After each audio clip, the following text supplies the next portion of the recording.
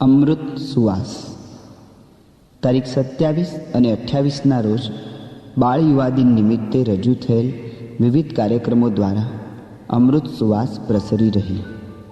તારીખ 27ના બાળ દિનની રાત્રિ સભામાં બાળમંડળના બાળકોએ ભાવ પુષ્પાંજલિ અર્પણ કરી. આ પ્રસંગે આશીર્વચનો વહાવતા પરમ પૂજ્ય સ્વામીશ્રીએ કહ્યું, અત્યારે આપણે બાળમંડળનો બાળ યુવકોનો પ્રોગ્રામ જોયો.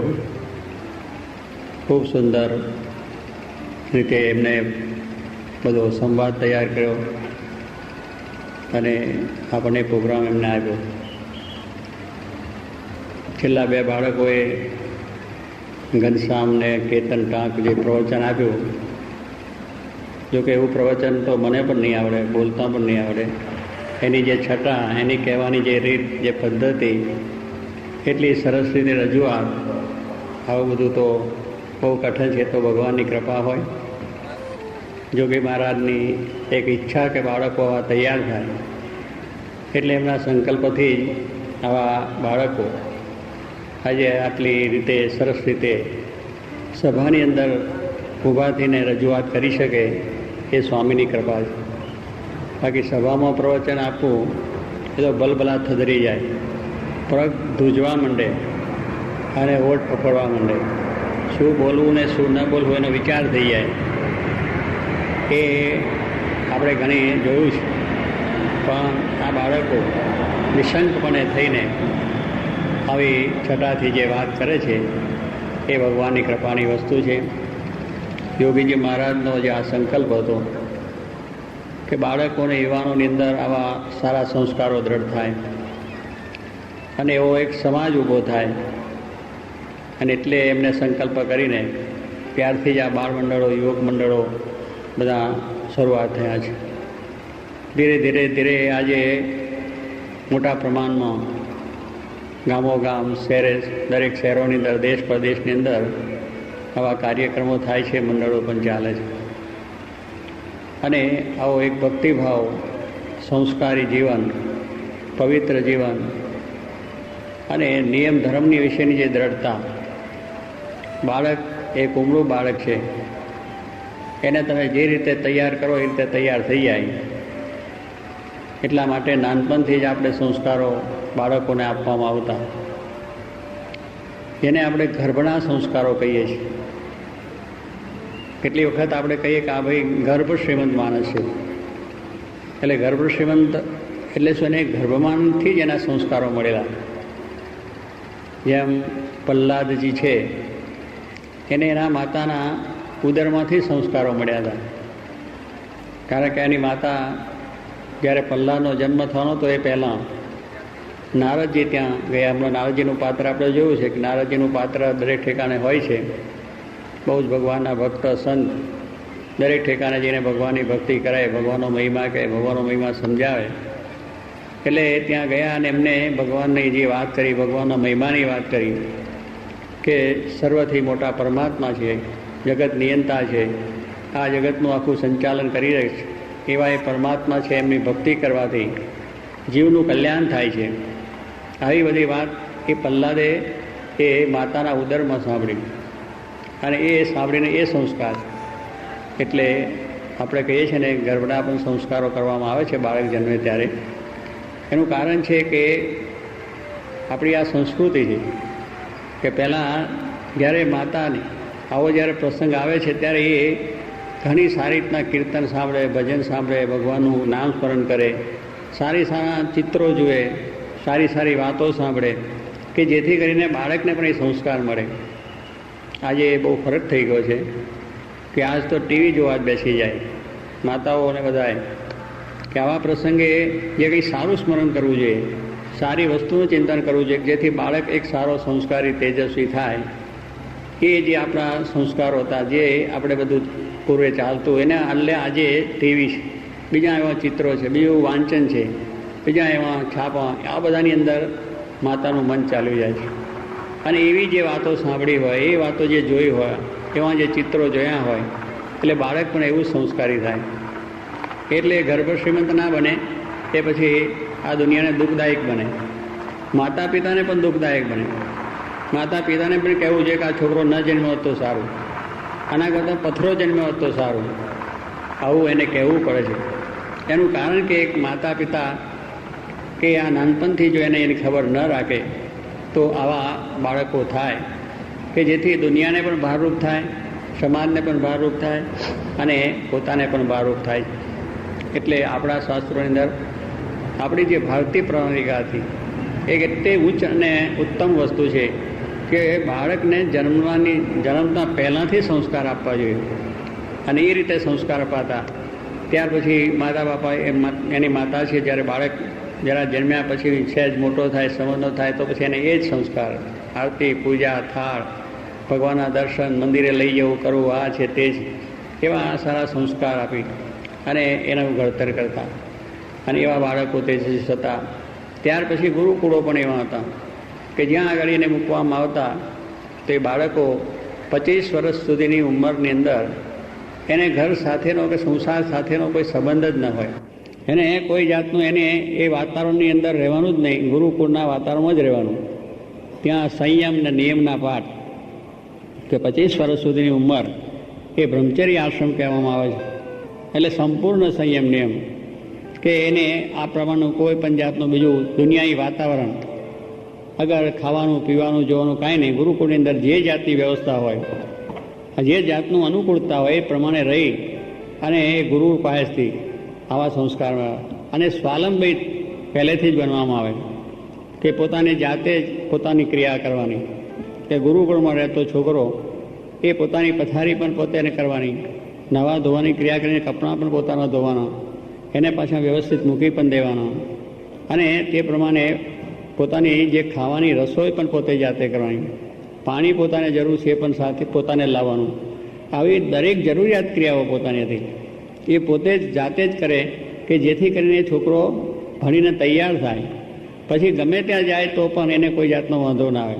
કે સ્વાવલંબી જીવન અને પોતાની જાતે જ કરવાની વસ્તુ, એવી એ વસ્તુ એને આ તૈયાર થતી. એટલે બાળકને આજે નાનપણથી જો આપણે ગમે એટલા મોજ શોખને એસરામ ઉછેર્યો હોય તો પછી બહાર જાય તો છોકરાને અડચણ થાય, પોતાની જાતે કંઈ કરી શકે નહીં.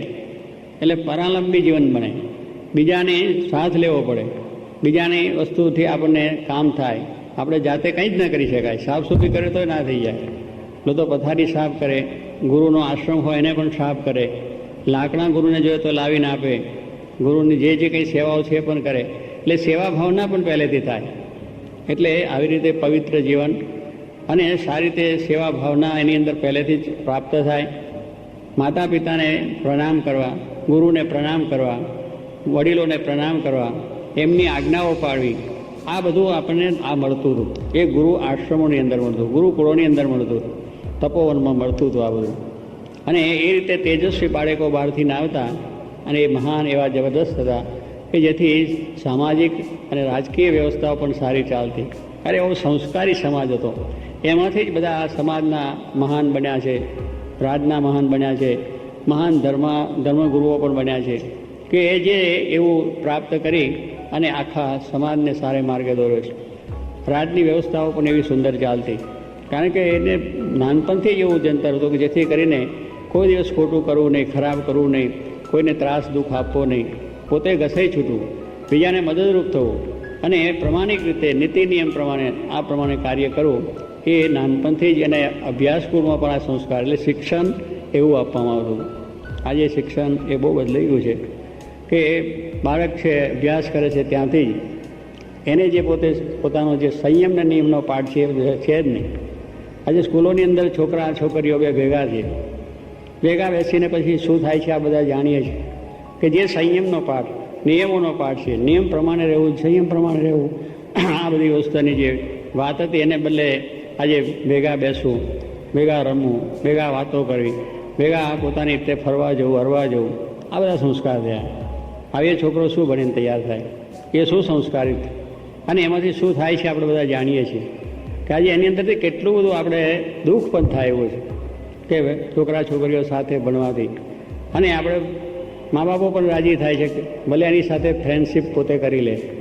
આ ફ્રેન્ડશીપ કરવાની વાત થઈ ગઈ કે છોકરા છોકરી ભેગા બને પોતે તેની ફ્રેન્ડશીપો કરે, પણ ફ્રેન્ડશીપોની અંદર આપણા સંસ્કાર બગડ્યા, આપણું કુટુંબ બગડ્યું, આપણી સમાજ વ્યવસ્થા બગડી ગઈ. અને એમાંથી દુઃખ અત્યારે થાય. અને પછી એ ફ્રેન્ડશીપોની અંદર એ પછી ડિસ્કો થવા માંડ્યો, એવી બધી મોજ-શોખો કરવા માંડી પડ્યા. રાત્રિએ એ છોકરી જાય તો 2-3 વાગે આવે, છોકરો જાય તો 2-3 વાગે આવે. આ બધા રાતના રાજા થઈને ફરે. પહેલાં મર્યાદા હતી કે ઘરની બહાર છોકરી ઉંમરલાયક છે ત્યાં સુધી, એનો લગ્ન ના થાય ત્યાં સુધી બહાર જઈ ન શકે. બહારના વાતાવરણ લેવાય નહીં. ભક્તિ છે, સત્સંગ છે, ઘરનું કામ છે, સંસ્કાર છે, આ બધું એને જરૂર પ્રાપ્ત થતું. એવું કાંઈ નહોતું કે એને બંધનમાં જ હતું કે હાવ બાંધી દેવામાં જ આવતું હતું. એને બધી રીતે છૂટ હતી, બધી રીતનું જ કાર્ય હતું. પણ એની રીતે સ્વાવલંબી બને, ઘરનું કામ કરે, ઘરની રસોઈ શીખે, બહારનું કામ કરે, આવ્યા મહેમાનની ખરબરાટ, બીજું ત્રીજું, એની માતા બધા રીતના સંસ્કાર આપતી. પણ આજ તો એ કંઈ ઘરમાં રહેવાનું જ નહીં, એટલે પછી શું? અને મા બાપ કે એમ કરવાનું પણ નહીં. એ આપણી મા બાપની ભૂલ છે કે આપણે પહેલેથી એ રીતે આપણે ઉછેર કર્યો છે. એટલે એમાં આપણે રાજી થઈએ છીએ કે બહુ સારો આજનો સમાજ છે, મોડર્ન બની ગયો. પણ મોડર્ન નથી, આ તો ખરાબ થઈ ગયો. મુનશીએ જેમ કહ્યું, મોડર્ન થયા આપણે, પણ સિવિલાઇઝ ન થયા. મુનશી કનૈયાલાલ મુનશી આ વાત આપણને કરી છે કે આપણે બહુ જ મોડર્ન બની ગયા, એટિકેટ બની ગયા, ખુરશીઓ પર બેસીને ખાતા થઈ ગયા, કાંટાથી ખાતા થઈ ગયા. આ બધી આપણે બધી એટિકેટ શીખ્યા, ફરવાનું થઈ ગયું, આ જલસા થયા, આમ જવું તેમ જવું. એટલે કહું છું, બાળકોના જે સંસ્કાર એટલે નાનપણમાંથી, એટલે બાળકના સંસ્કાર ગયા અને વિદ્યાર્થી જીવનમાં પણ સંસ્કાર ગયા. અભ્યાસની અંદર કોઈ ધર્મ ભાવના ન રહી, ધર્મનું કોઈ શિક્ષણ ન રહ્યું, સંયમ નિયમના કોઈ પાઠ ન રહ્યા. એ વસ્તુ આજે અભ્યાસમાં મળે પણ નહીં, કરી પણ ન શકાય. આવી આપણી પરિસ્થિતિની અંદર આપણે કહીએ ક્યાંથી ધર્મ વગરનું આપણું જીવન અને સંસ્કાર વગરનું જીવન એ જીવન નથી. એ કોઈ આપણે વાત એનાથી કોઈ લાભ પણ નથી કે ધર્મ અને સંસ્કાર હશે તો એ જ સારું જીવન છે. અને એ આપણને આદિ અનાદિથી ઋષિકાળથી આ આપણે ગુરુકુળોમાંથી પ્રાપ્ત થયેલું છે. અને એ રીતે આપણે આ વડવાઓ થયેલા છે. એમને આ જગતનું પણ કાર્ય કરવું, વ્યવહારનું કરવું, ધંધા રોજગાર બધું કર્યું છે. એટલે છોકરો એને આ સંસ્કાર આપવાથી જ એ શ્રેષ્ઠ અને સારો બને છે. આજના છોકરાઓ ભલે આમ ભણ્યા ગણ્યા બધું થયા છે, પણ ઘણા જેને આ સંસ્કારહીન છે, નિર્માલ્ય છે, એને પોતાના કામમાં વિશ્વાસ નથી, પોતાના કાર્યમાં વિશ્વાસ નથી, દૃઢતા નથી. કારણ કે ભગવાનનું બળ હોય તો દૃઢતા હોય ને, ભગવાનને મોટા પુરુષોના આશીર્વાદ હોય, ધર્મના બરોબર દૃઢતા હોય તો એનું બળ છે, આત્માનું બળ છે. સામાન્ય બળ તો કંઈ કામ આવતો નથી. કે પહેલેથી એ જાતના સંસ્કારોનું જે બળ હતું, એટલે માણસ ગમે ત્યાં જાય તો એ પોતા આગળ સારું કાર્ય કરી શકતો, સમાજની સેવા પણ કરી શકતો, રાજ્યની વ્યવસ્થાઓ પણ કરી શકતો, અને ધર્મભાવના કરીને સારી રીતે સારું કાર્ય કરી શકતા. એવી વાત જે આપણી પાસે હતી અને છે, અત્યારે પણ છે. પણ એને આપણે જો આ રીતે વિચારપૂર્વક એનું જો આપણે કરીએ તો કોઈ વાંધો ના આવે. એટલા માટે આ જોગી મહારાજે આપણને એ સંસ્કાર પાછા આવે, આપણા જે આપણા અસલ વસ્તુ છે, જે આપણા અસલ સંસ્કારો છે, એને આપણે સાચવીએ, એ જ આપણી મહત્તા છે. એમાં જ આપણને શાંતિ અને સુખ છે. એટલે આજે ભલે આ સમાજમાં ગમે તે હોય, પણ જો આપણને તો આ જોગી મહારાજ જેવા સંત મળ્યા છે. ભગવાન સ્વામિનારાયણનો સંદેશો, ભગવાન સ્વામિનારાયણના આદેશો એ બહુ જ બ્રોડ, બહુ જ વિશાળ છે. દરેક જીવના કલ્યાણ માટે છે, દરેકના શ્રેય માટે છે. એમને કોઈ મારો તારો ભેદભાવ રાખ્યો નથી. ગમે તે જીવ, ગમે તે બાળક, ગમે તે યુવક કે ગમે તે મનુષ્ય એ એનું પાલન કરીને જો જીવન જીવે તો સુખી જરૂર થાય, એને જરૂર શાંતિ પ્રાપ્ત થાય. એવી વાત આપણને આ કરી છે. હવે એ ન કરીએ એટલું આપણને દુઃખ અને અશાંતિ રહે છે. એટલા માટે સજાગ થવાની જરૂર છે. આજે સમાજ જેટલો જાગૃત થશે એટલું કામ થવાનું છે. બાકી તો આજે બહારની દુનિયાની અંદર જે જાતનું આ બધું આ આવી ગયું છે, આજે વિડીયો અને આ શું ચેનલો બધી આવવા માંડી, ચેનલો એટલે ચારે બાજુ જે ચેનલોની અંદર છે, હવે ખબર નથી કે લાવવાનું કારણ શું છે, શા માટે લાવવામાં આવે છે, એનાથી શું ફાયદો લાભ છે એ કંઈ આપણને ખબર નથી. જો કે કદાચ એવા જે એના કાર્યકર્તાઓ કદાચ લાભ કદાચ માનતા હશે, પણ લાભ કરતાં ખોટ ઘણી છે, નુકસાન ઘણું છે. એ જોવાથી એનાથી આપણે નુકસાન છે, હકીકત વસ્તુ છે, આપણા સંસ્કાર બગડે છે, આપણો સમાજ બગડે છે, આપણો દેશ બગડે છે, આપણું કુટુંબ બગડે છે. આ બધું જોવાથી આ બધું થાય છે. આજે અનેક માણસો એને લખી રહ્યા છે, અનેક વખતે આપણે વાંચીએ પણ છે કે આ થવાથી બાળકોના સંસ્કાર બગડે છે, યુવાનોના સંસ્કાર બગડે છે, સમાજ છિન્નભિન્ન થાય છે. આ બધું જાણવા છતાં આજે એની પોષણ કરીએ છીએ. આપણું કેટલું અજ્ઞાન છે. કંઈક દેશને આર્થિક લાભ થતો હોય છે, ગમે તે થતો હોય, પછી એ લાભ કરતાં નુકસાન કેટલું છે, એની પછવાડે કેટલો બધો ખર્ચો કરવો પડે છે, એની પછવાડે કેટલી બધી વસ્તુ કરવી પડે છે, એનો કોઈ ખ્યાલ નથી. પણ માણસ આજે ચાલુ છે, અહીંસો અહીં ચાલ્યું છે બસ બરાબર છે કે એનાથી આપણે બધા બહુ જ આગળ મોડર્ન થઈ જઈએ અને સારા બધી આપણે કહેવાય કે વાહ ભાઈ દેશ બહુ આગળ વધ્યો, પણ આ અમેરિકાએ વધ્યો છે ને યુરોપે વધ્યા છે, પણ આજે એમને બધાને દુઃખ છે. એ બધા વધ્યા છે, વધ્યા પણ એની સાથે સંસ્કાર નથી વધ્યા. જે સંસ્કાર વધારવા જોઈએ, જે આપણી સાચી સંપત્તિ વધારવી જોઈએ, એ સંપત્તિ આપણે વધતી નથી. એ સંપત્તિને ખોઈ બેઠા, એને તો ભૂલતા જઈએ છીએ. જે સંપત્તિથી આપણે સુખી છીએ એ સંપત્તિને ભૂલીએ છીએ. ભગવાન રૂપી, ધર્મરૂપી, સંસ્કાર રૂપી આપણી જે સંપત્તિ છે એ સંપત્તિને ભૂલતા જઈએ છીએ, એને છોડતા જઈએ છીએ. અને આ નવી સંપત્તિ જે બનાવટી છે કે જેને આપણને ઘણી રીતે મુશ્કેલી થવાની છે એને સંપત્તિ વધારતા જઈએ.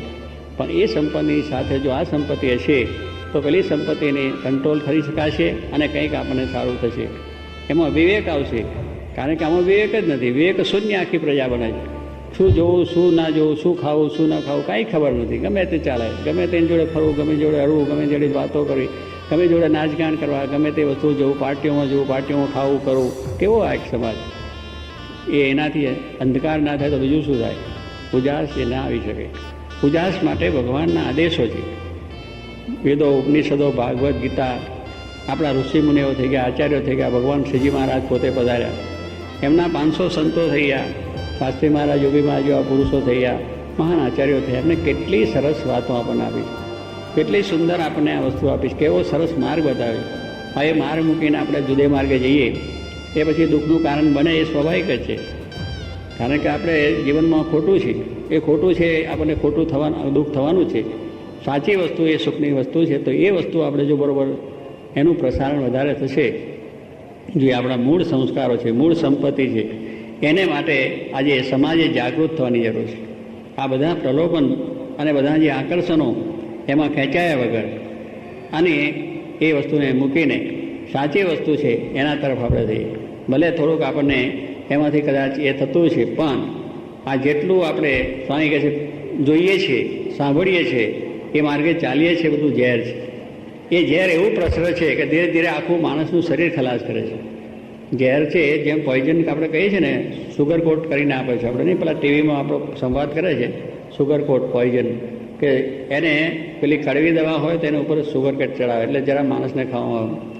એમાં બધું છે એ એવું છે કે માણસને દેખવામાં આનંદ થાય, કે ભોગવવામાં આનંદ થાય, કે નાચગાતમાં આનંદ થાય, એ બધું છે. પણ એ ઝેર બેસે છે. એ અંદર ધીરે ધીરે ધીરે આપણા સંસ્કારોને નષ્ટ કરે છે. જે સાચા આપણા અંદરના સેલ છે એ સેલને ખલાસ કરે છે અને પેલા ખોટા અંદર બેસીએ જે આપણે દુઃખી કરે છે. એને માટે દવાઓ કરવી પડે. ખોટા સેલ બેસી જાય એની માટે ડૉક્ટરો દવા આપે, બીજું આપે, ત્રીજું આપે, બીજું આપે, પણ સાથે પાછું એવું નવું બીજું ચાલતું જ હોય, પછી શું થાય? એટલે સાચા સેલ આપણા અંદર ચાલે. એટલે સાચા સેલ એટલે આપણા સંસ્કાર, ધર્મ, જ્ઞાન, વૈરાગ, ભક્તિ, સત્ય, દયા, નીતિ, નિયમ, આ બધા જે આપણા સંસ્કારો છે એ આ બધાથી નષ્ટ થઈ જાય છે. એટલે સાચી વસ્તુ ચાલી જાય છે અને ખોટી વસ્તુ આવી જાય છે. દુનિયામાં જો એ સાચી વસ્તુ જાય ને ખોટી વસ્તુ આવે તો શાંતિ કોને થાય? કોઈને ના, જીવ પ્રાણી માત્ર ન થાય. દુઃખી આપણે થઈ જવાય છે. એટલે આ વસ્તુની અંદર ભગવાનને આપણે જે આવું એક શરીર વસ્તુ આપી છે એનાથી સારું થાય એ માટે આપ્યું છે, અને એટલા માટે એનાથી એ કાર્ય આપણે કરવાનું છે. એ વાત યોગી મહારાજ પોતે સાક્ષાત એમના જીવનમાં બહુ જ અવલ્યા પુરુષ હતા, પણ એમના જીવનમાં એક આવા સુંદર વિચારો હંમેશા રહેતા હતા કે સમાજનું કલ્યાણ થાય, વિશ્વબંધુની જે ભાવના, અનેક મનુષ્યોનું સારું થાય, એવી જે એમની અંતરની ભાવનાઓ હતી, એ ભાવનાઓથી ભગવાન સ્વામિનારાયણનો જે આદેશ, સંદેશો, સાધુતા, નિર્માણીપણું, એવો આ ગુણોથી યુક્ત થઈને પોતે બધાને આ રસ્તો મળે, બધા આ રીતે સુખી થાય માટેથી એમને આ નાનેથી એટલે પહેલેથી એમને આ બધો વિચાર કર્યો કે આવો એક સમાજ થાય. અને એ સમાજ આજે આપણે જોઈએ છીએ કે આપણી સમક્ષ બે બાળકોએ અને જે અહીંયા સંવાદમાં આપણને બતાવ્યું એને માટે એમને જે વ્યવસ્થિત રજૂઆત કરી, ભગવાનની ભક્તિથી કલ્યાણ થાય છે. ભગવાનની ભક્તિ એ આપણે માટે ઉત્તમ ને શ્રેષ્ઠ માર્ગ છે. બીજા બધા માર્ગ કરતાં ભગવાનને વિશેની જે ભક્તિ, અત્યંત પ્રેમ, અનુરાગ, જો કે મારે કહેતા અનુવૃત્તિ જ ભક્તિ, ભગવાનની જે અનુવૃત્તિ છે, ભગવાનના જે આદેશો છે, નિયમો છે, એના પ્રમાણે જીવન જીવવું, એ આપણી સાચી ભક્તિ છે. અને એ ભક્તિની અંદર પણ નિષ્કાળ સ્વામી કહ્યું કે ભક્તિ સૌ કરે, પણ ભક્તિમાં ભેદ, એ ભક્તિ પ્રભુ પ્રગટની એમ બધે ચારે વેદ. નિષ્કાળ સ્વામી કે વેદ, વેદાંત, ઉપનિષદ બધામાં ભક્તિની વાત કરી છે, જુદી જુદી રીતે આપણે અહીંયા જેમ વ્યાખ્યા કરવામાં આવી અત્યારની ભક્તિની આપણે વાત કરી છે, પણ એ બધાનું મૂળ વસ્તુ એક જ છે કે એ ભગવાન પ્રગટ આ પૃથ્વી ઉપર આવે અને એ સ્વરૂપની અંદર જે આપણી અનન્ય ભક્તિ થાય તો એ ભક્તિથી આપણું કલ્યાણ થાય. વલ્ભાચાર્યની જે ભક્તિ આપણે જોઈએ છીએ, મહારાજે પણ વખાણી છે, એવી એમની અનન્ય ભક્તિ હતી કે દરેક વસ્તુની અંદર ભગવાન આગળ, ભગવાન પ્રાધાન્ય, ભગવાન સિવાય કાંઈ વસ્તુ નહીં, એવી એમની જે અનન્ય ભક્તિ હતી. એવી જ ભક્તિ જોગી મહારાજને વિશે પણ જોઈએ આપણે. શાસ્ત્રી મહારાજ કહેતા કે જોગી મહારાજની ભક્તિ છે એ પણ એક જબરજસ્ત ભક્તિ હતી કે ભગવાન શ્રીજી મહારાજને ભૂલીને કોઈ વાત જ ના થાય. અને આપણે જોયું છે કે જે ભગવાનનું સ્વરૂપ છે એમને હરિકૃષ્ણ મહારાજનું જે રાખ્યું, એમને 60 વર્ષ સુધી એક ધારી પૂજા કરી, પણ એની વિશે દરેક રીતની સવડાવવા, નવડાવવા, ધોવડાવવા, પોઢાડવા, જગાડવા, બેસાડવા કરવા, બીજું ત્રીજું લાલ લડાવવા, જે જમાડે તારે પ્રેમથી જમાડે. આપણે કંટાળી જઈએ, દાડો કરવામાં કંટાળો થઈ જાય કે આ દરરોજ સુધી દરરોજને દરરોજ ક્યાં નહીં આ વાત કરવી. આપણે એક દાડામાં કંટાળો આવી જાય. એમને 60 વર્ષ સુધી સવારથી સાંજ સુધી એમની સેવા કરી. ત્યારે આ ભક્તિ છે કે ભગવાનને વિશે અત્યંત પ્રેમ. શ્રીજી મહારાજે જે કહ્યું કે મહાત્મ જ્ઞાન યુગ ભૂરી સ્નેહો ભક્તિશ્ચ માધવે, કે ભગવાનને વિશે અત્યંત જે મહિમાએ સહિતનો ભૂરી સ્નેહ, ઘણો સ્નેહ, અત્યંત સ્નેહ જેને કહેવામાં આવે, એનું નામ ભક્તિ છે. આ તો જય જય કર્યું અને ચાલવા માંડ્યું એ ભક્તિ નથી. ભક્તિ કરતા હોય પાછા દુનિયામાં જઈને બીજું કરતા હોય તે ભક્તિ નથી. ભક્તિ એટલે તો ભગવાનના જે કંઈ આપણે છે એને રાખીને જ, કે ભગવાનને જે ગમતું હોય જ કરવાનું. ભગવાનને જે આપણે પ્રસન્ન થાય એવી જ આપણી વિચારો હોવા જોઈએ. ત્યારે એટલા માટે કહ્યું કે ભગવાનનો જે મહિમા છે સહિત, આ તો શું મહિમા સમજાય ને કે ઠીક છે મૂર્તિ બેઠી છે ને આપણે ચાલે છે, તો મહિમા એટલે મહિમા. મૂર્તિમાંય ભગવાન છે, ચિત્રપતિમાંય ભગવાન છે. કારણ કે એ ભગવાનનો એવો મહિમા સમજીએ તો થઈ જાય. ભગવાન સર્વત્ર છે. જોગીમાં બધાને દેખતા હતા, દરેકમાં ભગવાન દેખતા હતા, તો દરેકના પ્રત્યે એમને પ્રેમ થતો અને દરેકને સ્વામી પ્રત્યે પ્રેમ થવાનું કારણ શું છે કે ભગવાન બધે જોતા હતા. એટલે ભગવાન નથી કે ભગવાનનું અસ્તિત્વ નથી, માનનારને પોતાનું અસ્તિત્વ નથી. અસ્તિત્વ જો ભગવાનનું નહીં માનો તો આપણે પણ નથી. ભગવાનનું અસ્તિત્વ તો આપણે છે, આપણે હાલીએ છીએ, ચાલીએ છીએ. એ કેવી રીતે ચાલીએ છીએ? આ ભગવાન છે અંદર, ભગવાન તત્વ બેઠું, એ તત્વ ચાલ્યું ગયું તો આપણે મળદું બની જાય છે, સ્મશાન ભેગું કરવું પડે. તો એ અસ્તિત્વ જો આપણે સમજીએ તો પછી એનો મહિમા સમજાય. એનો મહિમા સમજાય તો આવી અનન્યની ભક્તિ થાય, એમની મરજી રુચિ પ્રમાણે થાય. તો શ્રીજી મહારાજે જે વાત કરી છે કે આવી જે ભક્તિ છે એ ભક્તિથી હું પ્રસન્ન થઉં છું અને એ ભક્તિ તે જીવોનું કલ્યાણ પણ થાય છે.